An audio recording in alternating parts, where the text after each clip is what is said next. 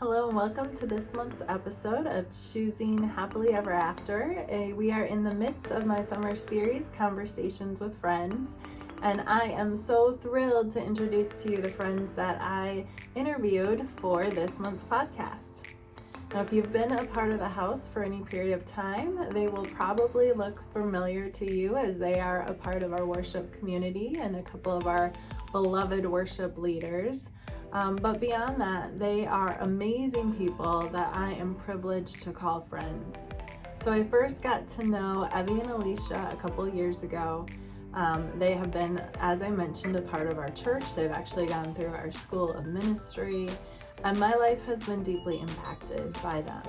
You know, every time they lead worship, I get to encounter the Lord because of who they are and how they lead. It just makes it so easy to enter into the presence of the Lord, and I have had some amazing moments of worship as they've led. In fact, once when they were leading, I was actually home sick and I was watching just online from our stream, and I was healed during worship without anyone praying for me or anything like that happening, which is pretty remarkable and amazing. But beyond their just talented leadership abilities, who they are has deeply encouraged me.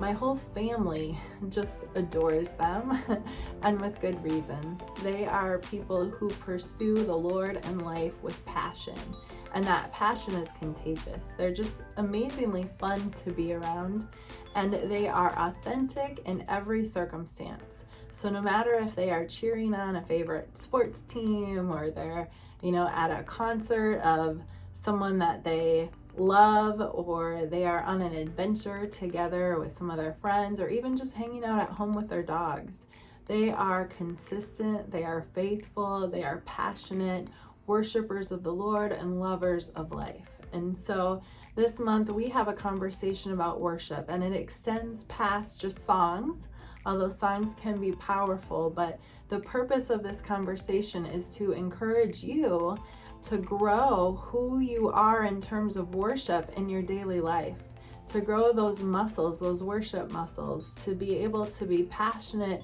about the Lord and a true worshiper of Him in your daily life in every circumstance. And so I invite you to open your heart and to be excited, not just to hear what Evi and Alicia have to say, but to encounter the Lord in a fresh way. So get ready, because it's going to be good. Enjoy this month and enjoy my amazing friends, Evi and Alicia.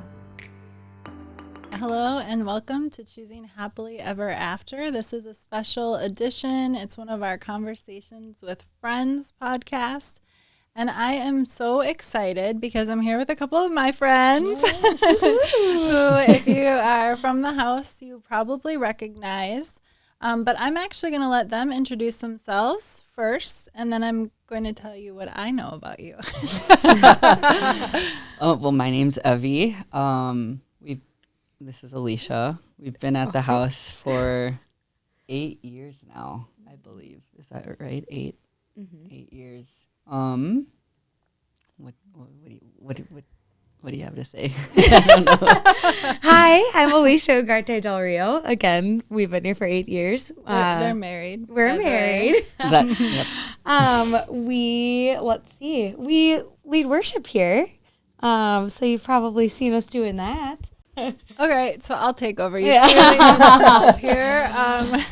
But when I first met Evi, my first memory anyway was getting a prophetic word for you. He was in the crowd worshiping at a Saturday night service, I think. I think so, yeah. And the whole word, I don't know that I even remember, but I will probably forever remember there was just something so highlighted about you being a voice for your generation, that there was something set apart about you. And like, when you have those moments where the Lord highlights somebody, it just it does something. And so I've always had just like an excitement about seeing like what you do and who you're becoming, and just knowing that the Lord has, that he's with you, I guess would be the right way to say that. And Alicia, Jamie told me about you before I met you. And what he told me actually was, he said, there's some differences for sure, but she actually reminds me of you. And when he said that, I didn't know if that was good or bad. Not that he would ever, of course, compare me in a negative way. But since I've gotten to know you, I've realized what a compliment that is. Because if you have met Alicia, I mean, the passion that she has on stage, you just have that in life. And you've already accomplished so many amazing things. And it's going to be incredible to see. I mean, anything you put your heart towards, like you do. And I just love that. And she's so much fun. So you both are, but That's a great introduction. so I'm so excited for people to get to know you a little bit more too. So we're actually starting out with just a few get to know you questions. So the first one, so these are easy. We start with the easy subjects and get you comfortable so that we can lull you into the hard ones later. But what's the favorite place that you've been? I would have to say Paris. That was right after we got married. It was on our honeymoon. We spent a 3-week vacation through Europe. We really splurged. But Paris was just the picture perfect, like everything that everyone says it is, and you think like, oh, they're just being like, they're over romanticizing it, but it was very romantic. Again, we were on our honeymoon, but we like got caught in the rain. We were eating our hearts out. I just loved that part of the trip. That's awesome. Yeah, I was going to say either that or Venice. So I can say Venice since you said Paris. So that was also on our honeymoon. We did a gnocchi tour of Italy, and we got gnocchi everywhere we went in Venice, and it was so good. And you could walk the whole island of Venice in like 20 minutes. It was really easy to get around, and beautiful, amazing. Yeah. That's fun. If you could go anywhere that you haven't gone yet, where would it be? I have one. Go for it. So you can think. Yeah. Mine's Norway. My grandpa specifically is from Norway. Like Norwegian was his first language. And he has actually never been there, though. He just grew up in a Norwegian community. And so I would like to be able to go since he never went, so I can see it. To give you the spiritual answer, I guess. I've always wanted to go to Israel and do, one of those tours where like Jesus walked. I think that would be really impactful. But they're super expensive. Yeah, they are. Yeah. And our 3-week trip to Europe was really cheap. So Well, thanks for your bucket list. So that's really fun. We've actually talked about putting together one of those tours from here because Jamie's dad has gone so many times. And anyway, that's not a commercial. There's no advertisement. There's no promises, but that would be fun. All right. Next question. What would you sing at a karaoke night? I felt like this question was because I told you a really embarrassing story about me singing karaoke. So the good answer to this is my karaoke song is Proud Mary. And I have sang karaoke with Proud Mary. And the embarrassing part of that story is I decided to do another song because that song went really well. And so I decided I really used to love the song Goodbye Earl, so I'll try to do it. And if you don't listen to a song for 10 years, you're actually not going to remember how it goes if there's no lyrics. And so I started the song, and then 5 lines into the song, I didn't remember it anymore and just stood there in silence for the rest of the song. And Nicole knew that story. So I didn't come up with these questions. I am totally innocent. So I would do a Proud Mary, and I would not do Goodbye Earl. I have sang Single Ladies by Beyonce at a karaoke night. The thing about that song is that it keeps going.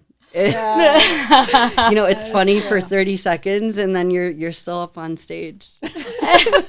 And it's still going. That's awesome. Do you guys have video footage of either of these? I Thank hope goodness, not. no. Oh, no.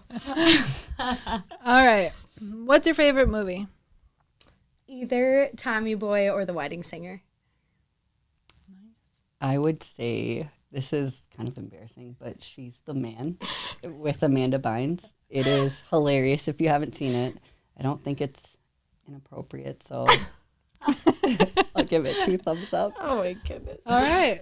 That has been recommended to the girls and I for like mom-daughter nights. We've yet to watch it, but maybe one of these nights. With an endorsement from Evi, ready to go. All right, last one. If you could eat only one food for the rest of your life, I think this is a terrible question. No offense. But what would it be? Pizza. Just because it'd be hard. Oh, pizza. I tell Evi I'm in the mood for pizza every single night. Every night. We have a specific spot we like to go to, Pizzeria Lola. Okay. So good. So if you haven't been there, another plug. We're just doing all the plugs. And Raising Cane's for me. Oh, yeah. Because, yeah, that sauce is everything. Yeah, there are several people in my family that would eat that every night for sure. So, all right. So some of these are still kind of personal questions, but we're segueing in. But so how did you guys meet? We met at church, actually, at our old church before we went to the house. There was a church that I grew up in. It was called Promised Land Church at the time. And I was actually in youth group at the time, and she was leading worship, which was strange because she had never been to our youth group before. So she was just leading worship, and I saw her there, and she saw me worshiping, and there was like a weird connection through that way. And then eventually we got to lead worship together because I was involved in the youth worship team. Yeah. Yeah. So we got to know each other by leading worship together, which was pretty cool. Mm-hmm. So it's always been a part of your relationship then. Yeah. Yeah. Mm-hmm. Yeah, since the first day we ever met on March 24th of 2010. I remember the date. I remember dates. Wow. That's amazing. So as you guys then began your relationship, did worship stay a main component of it? I think so, yeah. I mean, she'd be around at our house, and I would be playing piano, and we'd worship together. And I think those were really like deep points of connection that we didn't really plan, but it would happen because just naturally I'd get on the piano and we'd worship together. But I think through that it like served as a foundation for the rest of our relationship. Yeah. How long ago did you guys start leading at the house? Let's see. I believe it was 2016 when we started leading together at the house. We had done some worship stuff together before, but I think we started leading together in 2016. That sounds right, yeah. Yeah. And did that feel just like a natural continuation, or was it a big step? We had led together a lot at the church we were at previously for several years, and so it felt very natural to start leading worship here again, because we did take a couple of years in between when we were serving at our old church to when we were serving here, and it just felt very natural again. Yeah. Because we kept worshiping together the whole time, so it didn't feel like we were doing anything different. What, each of you separately, what are your musical backgrounds? So I have a very split down the middle family where half of us are very musical and half of us could not be less musical. So I'm thankful that I'm on the musical side. So I grew up in a musical household between like my father was an amazing musician. He played both electric and acoustic guitar. My brother did the same. And I ended up being the singer of the family, and I had been singing since I could talk. The Barney theme song was the first thing I learned. I have been singing my whole life. I also have played a few instruments, and I still play piano. I don't play anything else anymore. But music theory has always come really naturally to me, which is very helpful in worship leading so that I know what's going on with everybody. So that's my background. Yeah. Yeah, I kind of similar, except not. My family, there's like no musical background at all, but I was singing since I can remember, like to the point where people were like, please stop singing. But I had always had a love for music and singing, and did choir growing up, taught myself piano and guitar with the help of some like worship leaders, of course. But yeah, so a lot of it was self-taught, just because there was a natural passion for music there. Yeah. So how would you define worship? I think for me, it would be connection is like the one word. If I can like embody what worship is, it's connection with the Father. When I'm in worship, it's like bringing heaven down. You know, we know what the Lord's Prayer is on earth as it is in heaven. Yeah. And I think that's the desire of my heart when I'm in worship, is that that heaven's right here, right now, and I'm communing with the Father. I'm communing with Jesus, communing with Holy Spirit. Yeah. What would you say? I stole my answer because I found one that I really liked from Jeremy Riddle, who's one of my absolute favorite worship leaders, and I just love his heart for worship. But in his book, which is called The Reset, and it's all about returning to the heart of worship, he describes worship as freely pouring out the fragrance of our love and adoration through all the musical, physical, emotional, and artistic ways our hearts burn to do so, unashamed and unhindered. And I thought that there's no way I could ever say anything more eloquently than that, that I agreed with more wholeheartedly. Yeah. But if I'm thinking about the musical way of worshiping, there are the 7 Hebrew words for praise, and there are some really great messages on them that I won't give you now, but I will tell you what my favorite one of them is, which is Tehillah, which that one means to sing a spontaneous new song, unprepared song straight to God. And if you guys have ever seen us lead worship at the house, you know that that's something that we love to do. And I've found that the most powerful times that I've ever had in worship have been a result of these spontaneous songs that come out of what the Lord's doing right in that moment, right then. Yeah. That's good. So I don't know your backgrounds in terms of when you actually came to the Lord individually, and this wasn't on our list of questions, so I'm just throwing it at you. But has worship been a part of your connection to the Lord since you've known him, or is it something you've had to work to develop? It actually was something that like drew me to the Lord. I still remember being like 7 or 8 when I first encountered the Father and the Father's heart, and I was actually at what is it called, VBS, and a friend from my neighborhood dragged me there, and they were singing "Open the Eyes of My Heart, God," and I remember just looking at the stage and just being so like taken back by what worship was. And I knew it wasn't just like music, but there was something deeper that was happening. And from there, it was just like game over. Like, I'm giving my heart to the Lord because there's something that's so real. So I had this really fun, kind of unique story where it was like, yeah, music and worship were the thing that like brought me to the Father's heart.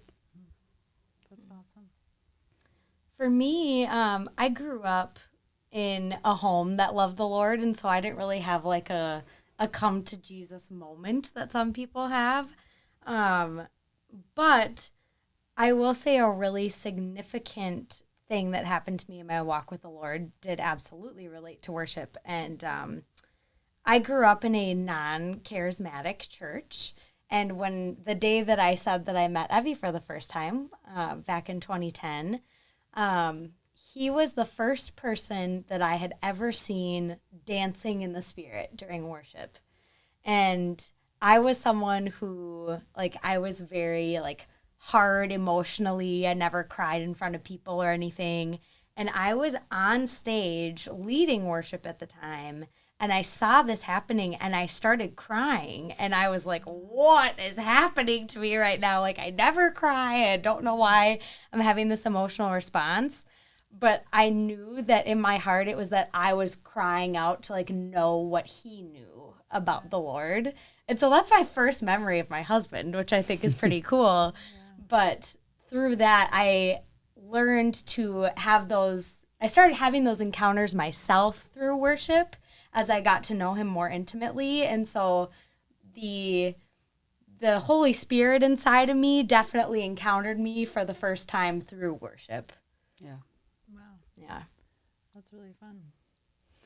So if someone were to come to you and say, I'm struggling with, like, maybe they haven't connected with the Lord that way. Maybe they grew up in a more religious setting, or maybe they just didn't know the Lord when they were young and it's a new thing. Do you have tips or, not tricks, that's the wrong word, but how would you suggest they would go about pursuing the Lord in that type of connection? Yeah, I think the first thing that you need to do is surrender. That there's like a lot of it is very like counterintuitive of, especially in the area of musical worship where you're praising the Lord with physical expression. Sometimes that can feel very counterintuitive. Like you don't want to give your body over to this because it can look really foolish or it can really look undignified. So I think the first thing that needs to go is like pride and fear of man even. So I think if there's a desire to go deeper, then I would just even start in your prayer life asking the Lord to begin to encounter you with love, to get rid of that fear of man, to take away the hindrances that you're feeling, because he's so faithful to start poking at those spots that are hindering you, and he'll begin to unlock things in worship that you didn't know were possible. So I think it's really about connecting with the Lord in that way and actually speaking out your desires of wanting to know him, because he wants to know you a lot more than you want to know him. So he's more than willing to encounter you in that way. Yeah, I think for myself, the first place that I felt really comfortable just totally surrendering, like you were talking about, was in my car. Like turning on worship music really loud and just going all the way for it. There's nobody in there listening to you. It's all you. You can just have your time with the Lord. And I think... Try to keep your eyes open. Yeah, keep eyes open is a good rule. Maybe pull your car over if you're having a really great experience.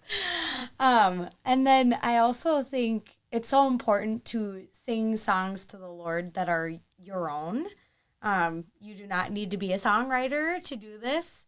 Either if you play an instrument, just start playing something and just start singing whatever you're feeling to the Lord. Or if you're not somebody who plays an instrument, you can just throw on some instrumental music and just start singing out to the Lord. And I think really powerful things come out of singing your own words to him. Yeah, that's good. So we're going to change the course of conversation just a little bit. But one thing that I love about you guys both is that you're so passionate about so many things. We have had many conversations, text messages around football, different musical artists, and just that, you have a passion for travel. There's all kinds of things that you love, coffee, your dogs. I could go on. But I love this because I think that it shows the reality behind the truth that there is no separation between secular and spiritual, that you can be fully engaged with the Lord and yet still have passions outside of, traditional religious ideas. And so I just kind of want to know, do you feel like the passions you have in your life, just even your hobbies or interests, do they help make your spiritual life richer? Yes, definitely. I so strongly believe that passions are on purpose, that I was created to love the things that I love, and the flip side of that, like the things that I love were created so that I can enjoy them and others can enjoy them too. Whoever was in tune with the revelation of the game of football, like, thank you for tuning in so clearly. You nailed it. And so I also think about things like traveling or things like that, where you just get to experience all these things that the Lord created for us to get to experience, and all the variety in his creation is so evident through getting to experience all these things. And so I absolutely see my spiritual life being enriched by the things outside of what you would maybe call church. Yeah, and I know we've been talking a lot about music, and just because that's a huge avenue of how we worship, but I'm a strong believer that worship is how you walk in everyday life. It's not just something that you do, but it's your life being laid down, so that's every aspect of your life, and that kind of consumes everything. And when you look at it through that lens, things like going to go get some Starbucks becomes worship because you're doing it with the Father, and it comes back to that connection. If you're connected to the source at all times, whatever you do is worship. Yeah. Well, and wherever you go then, if you talk about worship as being about connection with the Lord and bringing heaven to earth, then that means wherever you go, you're actually giving people a taste of heaven. Yeah. Which is really a beautiful thing to think about and to consider, like how many times you have a chance to actually just with even a smile, a kind word, sometimes it goes more and you can pray for someone or offer an encouraging word. But, Jamie and I have a woman that works at a grocery store that we go to a lot, that we just started talking to. We weren't even, in fact, I'm going to be honest and say the first time I talked to her, I was trying to avoid conversations. I just had a quick errand I had to run at someplace I had to be.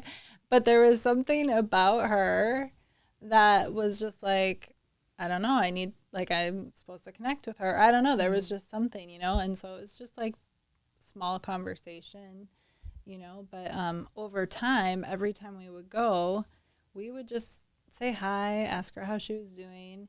And she ended up, at the church with her kids who had sworn to never come to church. I mean, there was just all these things that happened literally because we just smiled at somebody, and so I just think that's beautiful to remind all of you that worship is music, but it's so much more, and it really is about bringing that encounter with the Lord into every area of your life, and that includes movies or travel or football. Yeah. There are certain teams, I feel like, that bring it more, but we don't need to talk about that right now. Although I guess maybe our prayer life, I don't know, I'm going down a wrong path here. So, do you feel, though, I should stop being sarcastic because this is actually very serious. Do you feel like when you are at school or at work, like, is there a struggle to, I'm trying to think of the right way to word it, as you're going about daily life, to be maintaining that intimate connection with the Lord? Absolutely. I think, I mean, you know, like you mentioned before, I'm in school, so stress of like exams, learning new content, there's a lot of pressure there. And I think that's another really beautiful thing about worship and connection, as we've been talking about.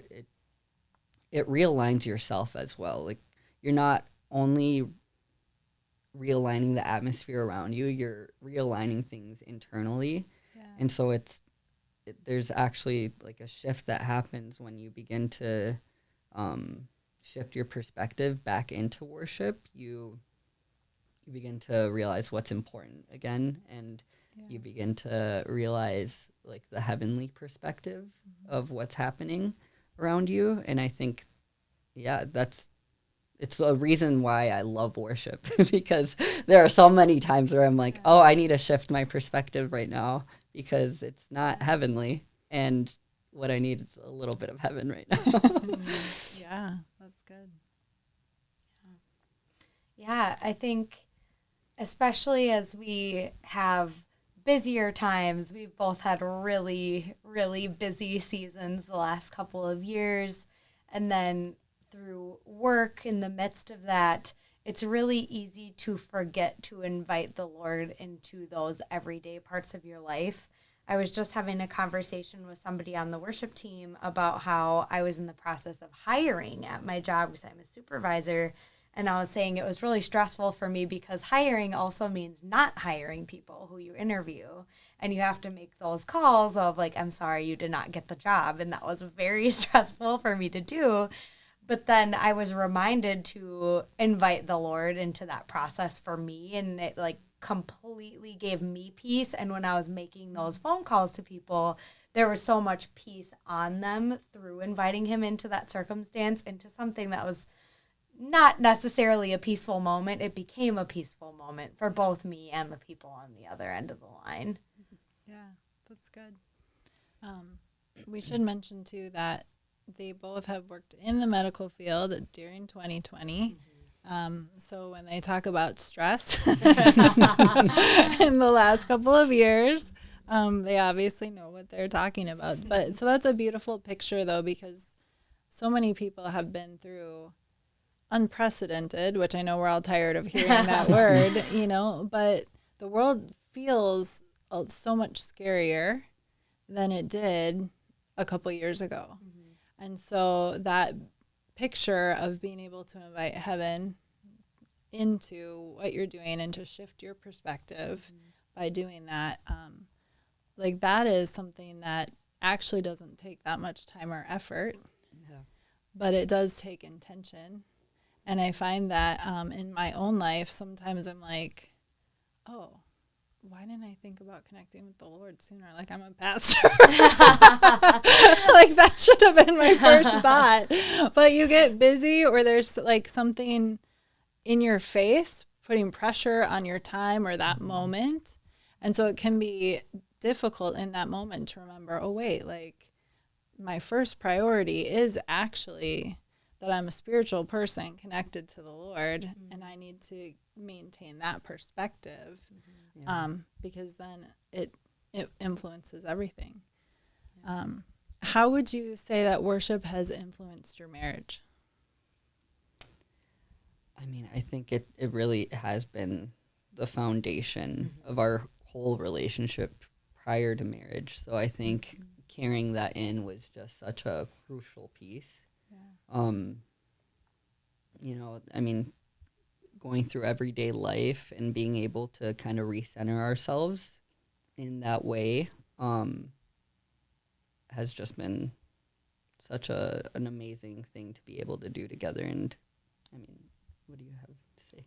Yeah, no, I would say the same thing. It was just the complete foundation of our relationship. It was how we met, how we became friends, how we ended up starting to date. And a big reason why we knew that marriage was a great choice for us. And yeah, we love worshiping together, and that is the main thing. I mean, the main thing was there because we both just love worshiping the King, and I mean, we have a lot in common other than that, but it was the absolute foundation of every part of our relationship.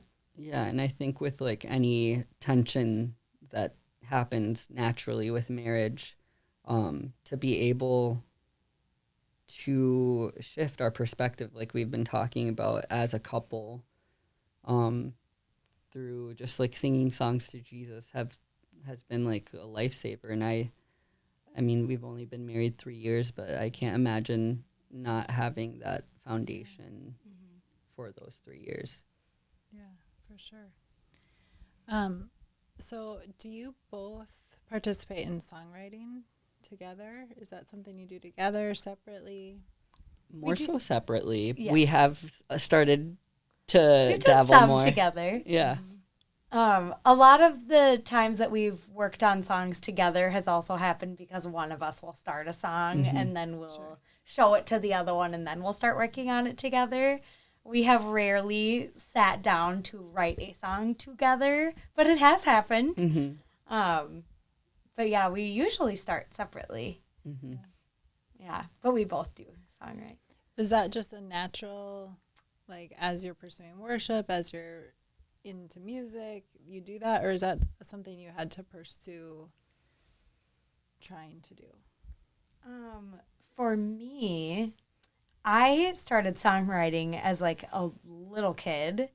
And what happened to me though was I got to high school and got embarrassed of like artistic things that I did. And so I stopped because I didn't want anybody to see what I was doing or make fun of what I was doing, which is so silly. Like, if anybody's feeling that way, please be free of that right now.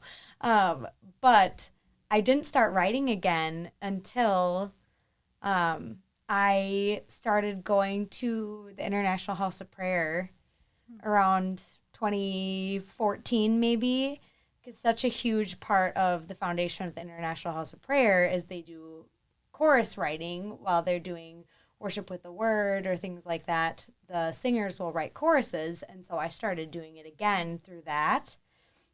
And so typically if I'm songwriting, it comes out of something spontaneous, usually like a chorus that I came up with spontaneously, and then I'll write around it. That's been my songwriting journey.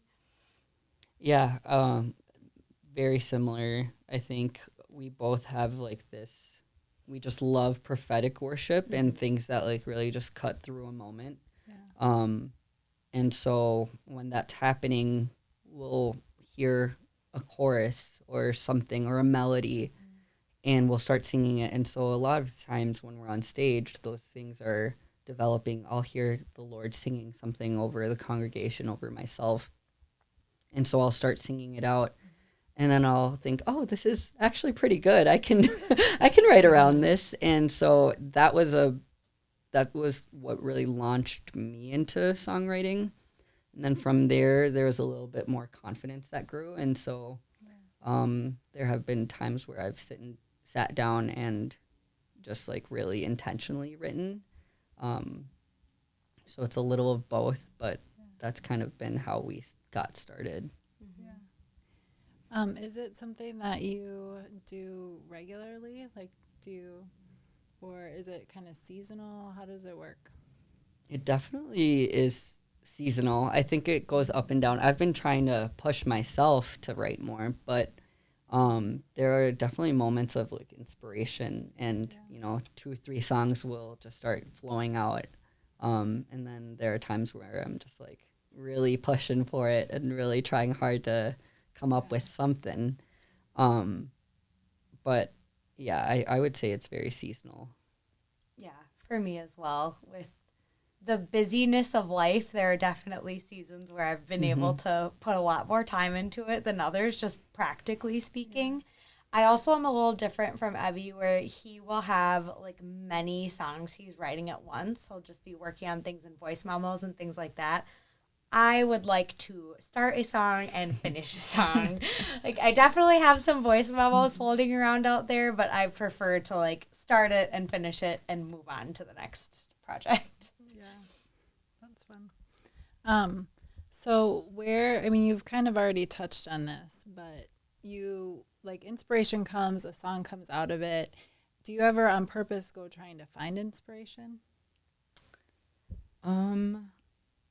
I wouldn't say I would go on like an excursion or anything like that, but I definitely sit down and start like playing songs that I even know as a source of inspiration, or just start playing around in the piano. And that in itself is kind of like a journey where, you start to cultivate that worshipful like atmosphere around you, and then things start coming out naturally. And so that's been a tool that I've picked up and used very often, where I'll just start worshiping, and then I know that like the Lord's faithful to show up, so something's going to come out. Yeah. I have done both. If I've written something that I really like, I will try a couple different things for inspiration to try to write around it. So, for example, with my song Faithful, it definitely came in a few chunks where I had the chorus and I didn't have any verses, and I'm a lot more comfortable writing choruses and bridges because those come out more in like spontaneous kind of worship, where I don't typically get a verse flowing from spontaneous worship. But I just started seeking the Lord for that situation, and I actually got them very quickly. They were like downloaded to me. So that was pretty cool. Other things that I'll do is I try to draw inspiration from secular artists that I like. I think it's fun to try to incorporate different kinds of writing styles and music into my own songwriting. I'll look to artists like Ed Sheeran or Taylor Swift, who are really amazing at writing melodies, or somebody like Amanda Cook, who's really poetic with her lyrics, things like that. Yeah. And I think we use each other as a source of inspiration as well. Mm-hmm. If there's something that has been in our heart, or voice memos that I've presented to Alicia, and I'm like, is this any good? And she's able to kind of help me fix little things. And we have such a great community as well at the house, with our worship team, and such strong songwriters that we can go to, and that's helped us finish songs or polish them up. So, so Jamie used to lead worship. He still, plays his guitar and all of that, just not on stage very often anymore. But so he's written quite a few songs. And I always thought that I was not like the creative type. Like I had a little bit of it in me, but it just came out so differently. And I played the piano, but it was always other people's music. But one thing that has challenged me being a mom, because I have 8 kids, is that I don't have any kids that aren't creative when they're little. And thankfully they've all, our oldest is 19, and he still, the way he expresses his creativity is a lot different than, some of the other ones. Well, they are all different from each other.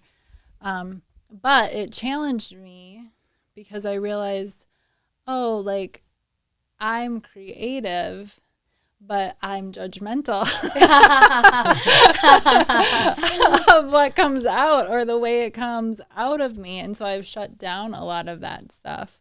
And so the reason I'm sharing that is if you're listening to this and you go, I've never written a song, or I'm not musical, or there was actually a couple years where I was convinced Jamie shouldn't have married me. He should have married somebody who could lead worship with him. I don't know if I really seriously believed it, but it was definitely a thought, because then I could have been helping lead worship when the church started and these things, which now I look back and I'm like, okay, that's maybe a little delusional and other things, but do you have words of encouragement?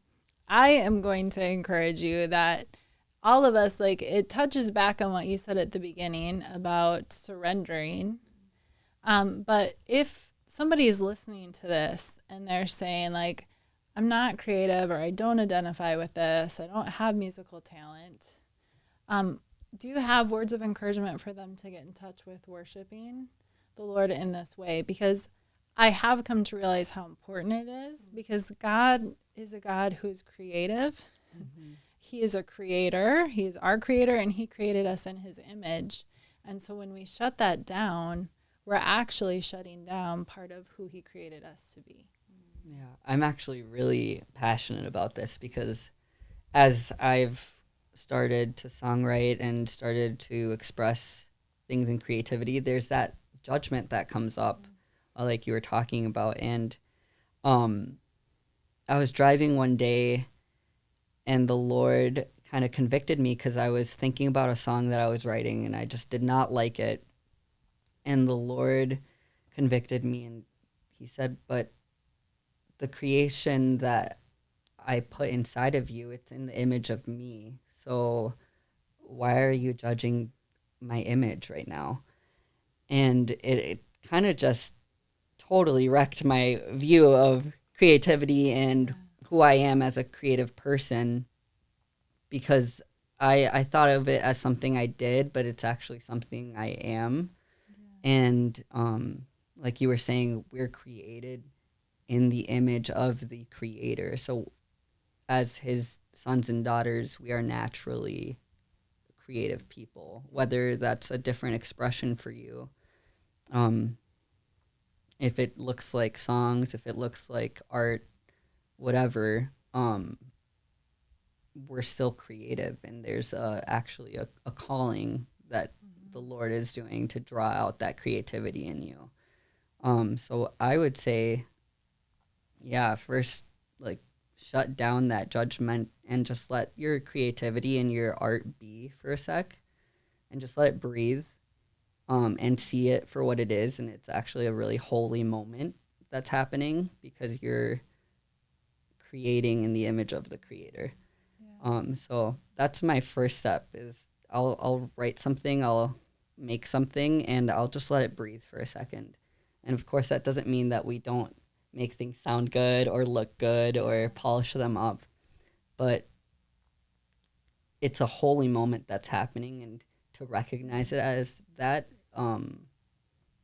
is something that really shifts your perspective in that moment and helps you keep creating. Yeah. Yeah, I had an experience with the Lord about this very topic a few years ago.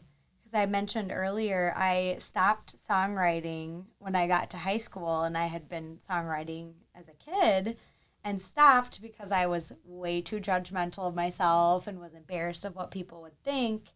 And then I was with Evi, and he had been writing songs, and I was still feeling like, oh my goodness, I can't possibly join in on that because I'm not good enough to do it. I don't have the skill. I gave up on it. And the Lord really met me where I was at in that and had to tell me, like, you did not lose the time, and the creativity is still there because I created you with it. So there is no age too old to pick up being creative in the ways he created you to be. And there's so much honor from the Lord on you choosing to express your love for him and your worship for him creatively. Mm-hmm. Yeah, that's really good.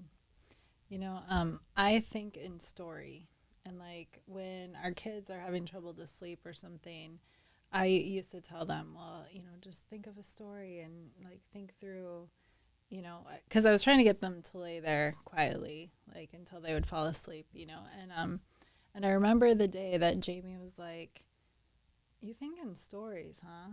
Like, and he was like asking me questions about that. And I was thinking, well, everybody thinks like that. And he was like, no, you know, like I can't do that. And I was so surprised to realize not everybody is wired like that. Yeah. But I'm mentioning it because your creativity is inside of you. Mm-hmm. And it's good to practice music and all these things that feel outside your comfort zone because you never know. You know, one of our dear friends, Deb Crone in California, she is a successful artist. She creates beautiful work. And she started painting because her kids got her painting stuff one year. Like, she was an adult, her kids were, older, and she just picked up a paintbrush and had no idea of the gift that was inside of her. Yeah. But so I just want to encourage everybody, there's something in you that's natural to you that's not, you think is everybody, but it isn't. So it's important to try your hand in all kinds of things, but also go back to those things that when you were little, you used to do. Like I used to fill notebooks full of stories because that's just what I did because I thought it was fun, and like, again, you get that judgmental voice and you start critiquing and you stop creating. So I love what you both shared because it is so important to get in touch with that.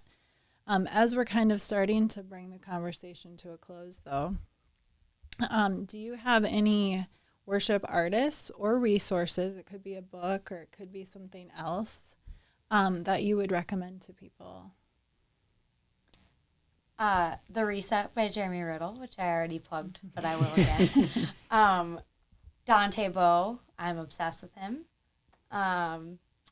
If you've been sleeping under a rock, Maverick City or Upper Room, of course. No offense, of course.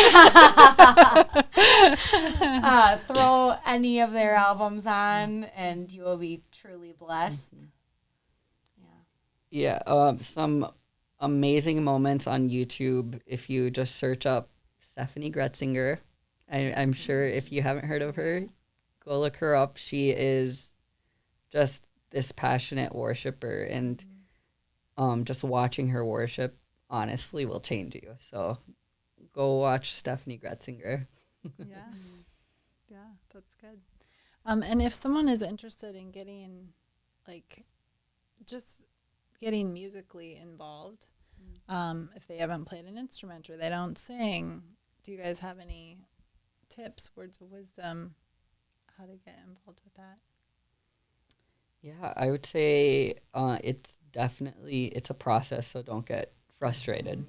And there are so many resources on the internet nowadays. Like I was saying, look up chord charts, things like that, easy, 4 chord charts that you can learn.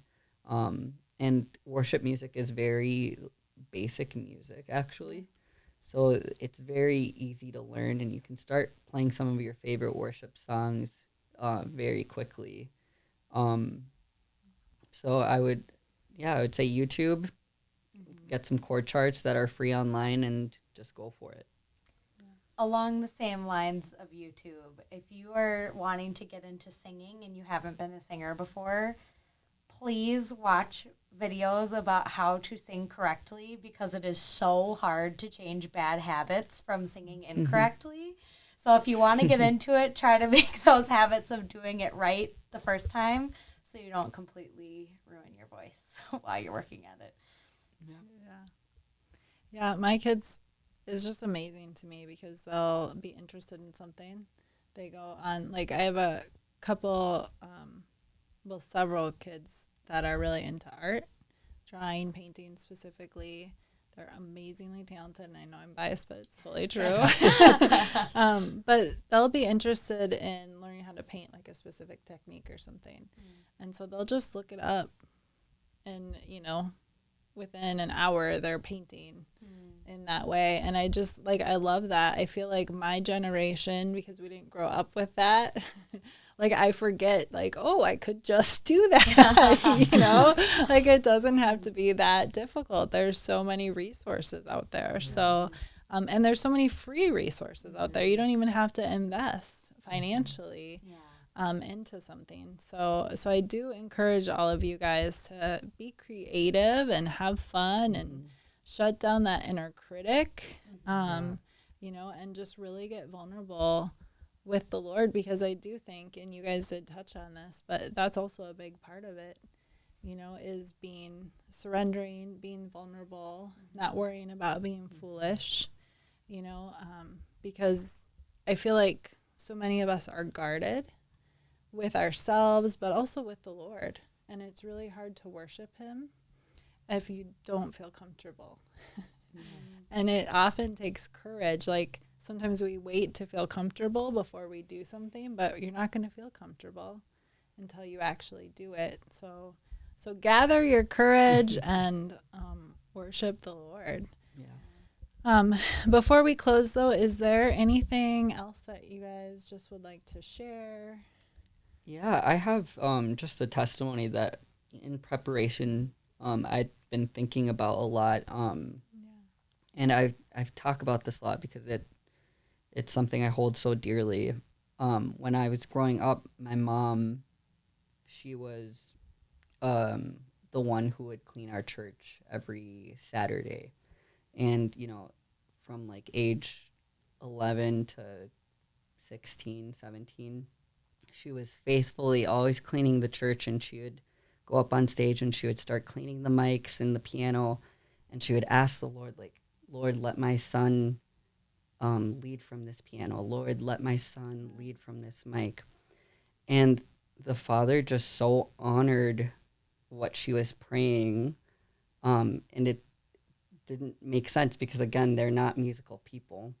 But for me to be musical and for me to take on those leadership qualities in worship was totally the Lord honoring her prayers and providing an opportunity for myself to actually honor my mother and my father in worship by leading worship. So I just want to encourage any mothers, fathers out there who are listening to this, like, bring up your children in your prayers about worship. If you want to see a passion for worship cultivated in your family, start going after it in prayer, because the Lord honors those prayers. He'll shift your children's hearts and actually provide an avenue for your children to honor you in that way. Yeah, that's amazing. It's such a beautiful story. Yeah, I guess my parting thought would be something that has just been on my mind a lot lately is how important it is to 100% be true to yourself in how you are worshiping the Lord. Being 100% yourself and creatively expressing yourself in the ways that He's gifted you in with complete freedom really unlocks that freedom in other people as well. And so you choosing to go after it 100% gives the freedom for others around you to do the same and gives them that permission to do that. And so if you're ever wondering why we're being insane on the stage, we're giving you permission to do the same thing, whatever that looks like for you. Yeah, that's good. I'm always the one that's in the front row crying. That's your expression. I don't know when that happened to me, but somehow in my last couple of years, I just cry. So it's good. It's good, though. Well, thank you both so much for coming. Last thing I'm going to ask of you, would you mind just praying for people to just encounter the Lord and worship in a new way? Yeah. Lord, I thank you so much for what you're doing in our generation. Thank you for what you're doing in this day and age, Lord, that you're rising up worshipers to worship you in spirit and in truth, Lord. So we just pray for an extra anointing, an extra hunger to come over your people, Lord, the people listening to this, Lord, that there would be a hunger that rises in their hearts to know you deeper, Lord, to know you deeper than they've known before.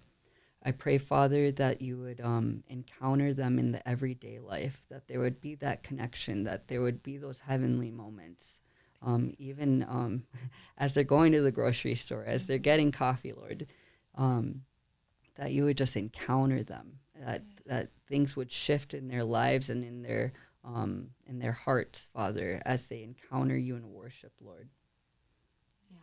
Thank you, Lord, just for your people. Thank you for the way that you so uniquely created each one of your kids. And Lord, I just ask that any shame or any embarrassment that anyone has about expressing themselves fully in creativity, in worship, Lord, I ask that you'll just break that off right now, that freedom would reign, that people would feel so unlocked to be able to be truly themselves and to just worship you in such spirit and truth, like Evi said, spirit and truth, Lord. We just want people, we want to be a people who worship you in spirit and truth, and whatever that looks like for each person, that would be released. Yeah. Thank you, Father. Yeah. Amen. Amen. Well, thank you again for joining me. Thank you for having us. And thank you guys for joining us too. All the show notes and links and everything will be below. And we look forward to having you back next time. Have a great week.